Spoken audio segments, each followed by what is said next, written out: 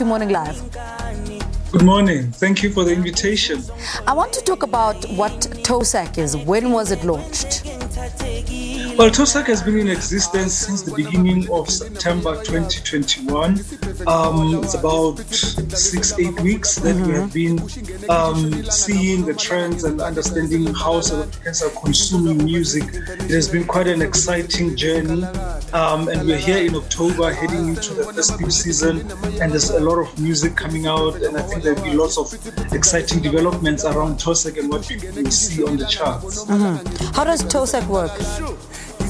Well, TOSAC, as we mentioned, is an aggregation of, at the current moment, at the current state of TOSAC, we are only considering singles. So it's singles that are streamed on Apple Music, Spotify, and Deezer, those three streaming services. So for now, we are looking only at the singles, and we have two kind of streams of the charts. We've got the local stream where we have the top 100 singles played all across the streaming platforms. Then we also have the top 200 that takes into account international releases.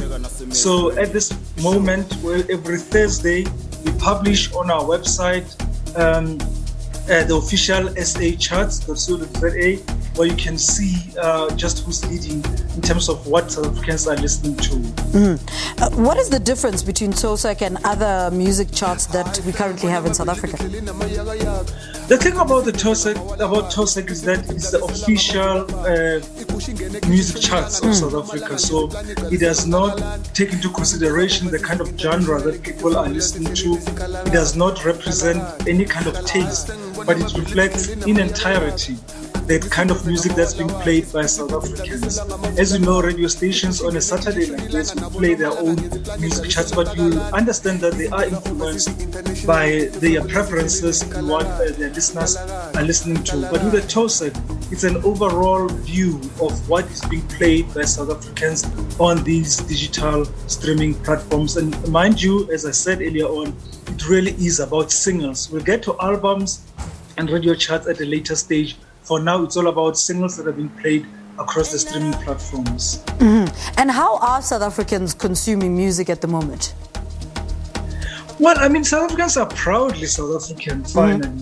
Local is finally legal. We see a lot of Amapiano doing so well, even on the international top 200. We see artists like Maphorisa, like this week, Maphorisa. We see a lot of his presence, a lot of Kapsa the Small, a lot of Mapiano music really doing well for the South African music industry.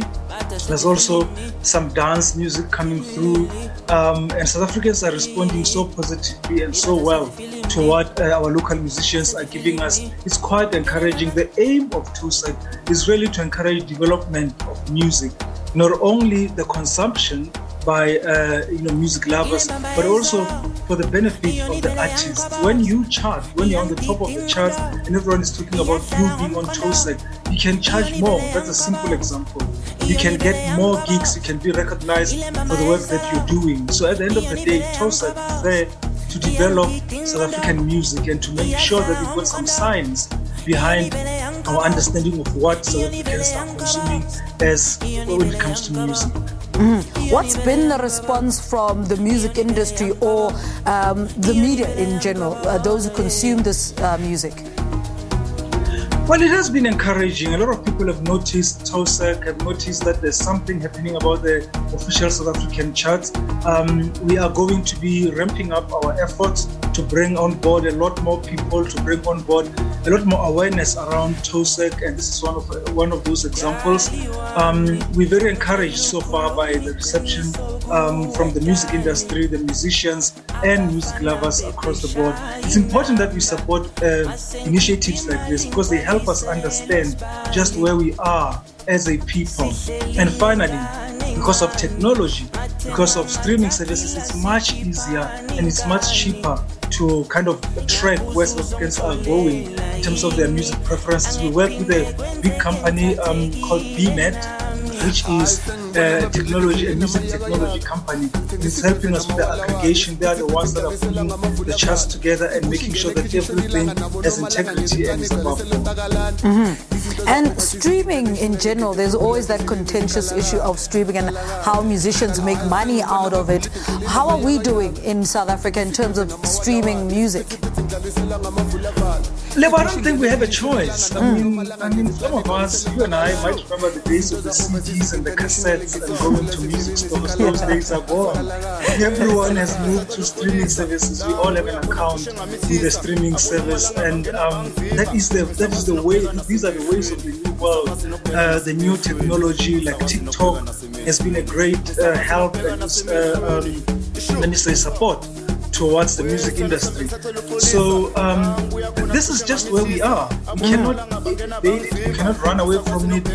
This is just the business that South Africans have taken up to this. Young people are not going to music stores. In fact, there are no music stores to go to. Yes, I was about to say. The only place that we have are these digital streaming platforms. So we don't actually have a choice but to embrace this and make it work for us. All right, give us details again. How often are you going to update the charts? How often are musicians going to see these singles that are going to be loaded on TOSAC? Talk to us a little bit more about that. Give us details. Every Thursday at noon on the official SAcharts.co.za. That's our website. You get to see just who is charting for that week. Every Thursday at noon. And then there's also our social media presence all across the platforms. Twitter, Instagram, just look for the official SA Charts and you'll see all the content that we have put together for you and to help you understand really where South Africans are going. And interact with us. Let us know what you think.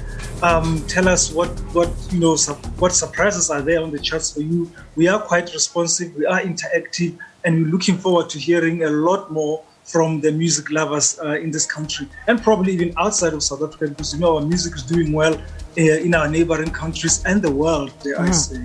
All right. Lesley, thank you so much for talking to us. Good to see you again. Lesley Mofokeng talking to us about the official South African music charts. He's a spokesperson for RiSA and how they collect data every Thursday. Don't miss it. All right, let's take